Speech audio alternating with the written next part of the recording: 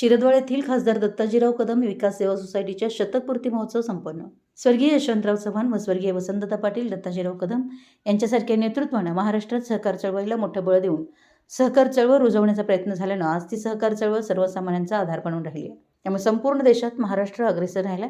तसेच महाराष्ट्राची जी प्रगती झाली आहे त्यामध्ये सहकार क्षेत्राचं मोठं योगदान असल्याचं प्रतिपादन राष्ट्रवादी काँग्रेस पक्षाचे अध्यक्ष माजी केंद्रीय कृषी मंत्री माननीय शरदचंद्रजी पवार यांनी शिरदवाड येथील कार्यक्रमात केलं। कार्यक्रमाच्या अध्यक्षस्थानी महाराष्ट्राचे सहकार मंत्री नामदार बाबासाहेब पाटील होते। शिरदवाड येथील खासदार दत्ताजीराव कदमांना विविध कार्यकारी सहकारी विकास सेवा सोसायटीच्या शतकपूर्ती महोत्सव कार्यक्रमात प्रमुख पाहुणे म्हणून ते बोलत होते। आपल्या भाषणात शरदचंद्र पवार पुढे म्हणाले की महाराष्ट्रातील अनेक दूरदृष्टीच्या नेत्यांनी सहकार चळवळीला पुढे नेण्याचं काम केलं।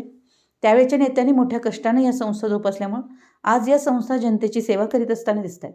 महाराष्ट्रात सहकार चळवळ सुरू झाल्यानंतर पश्चिम महाराष्ट्रातील दत्ताजीराव कदम, रत्नापन्ना कुंभार, बाबासाहेब खंजरे, अनंतराव भिडे, आबासाहेब कुलकर्णी, कल्लाप्पा नावाडे यासारख्या अनेकांनी या संस्था मोठ्या करण्यासाठी प्रयत्नशील राहिले। आज संपूर्ण देशात गुजरात, बिहार, उत्तर प्रदेश यासारख्या राज्यांपेक्षाही महाराष्ट्रातील साखर उद्योग भक्कमपणे उभा राहिल्यानं आणि महाराष्ट्रात साखर उद्योगाचं ध्रुवीकरण झाल्याचं दिसतंय। या परिसरातील नेतृत्वाने एक चांगला विचार दिल्यामुळे या परिसराचा सर्वांगीण विकास होऊ शकला याचा मला अभिमान आहे असं सांगून खासदार शरद पवार आपल्या भाषणात बोलताना पुढे म्हणाले की सहकार चळवळीच्या माध्यमातून झालेल्या विकासाची नोंद घेऊन इतिहास लिहिला जाईल।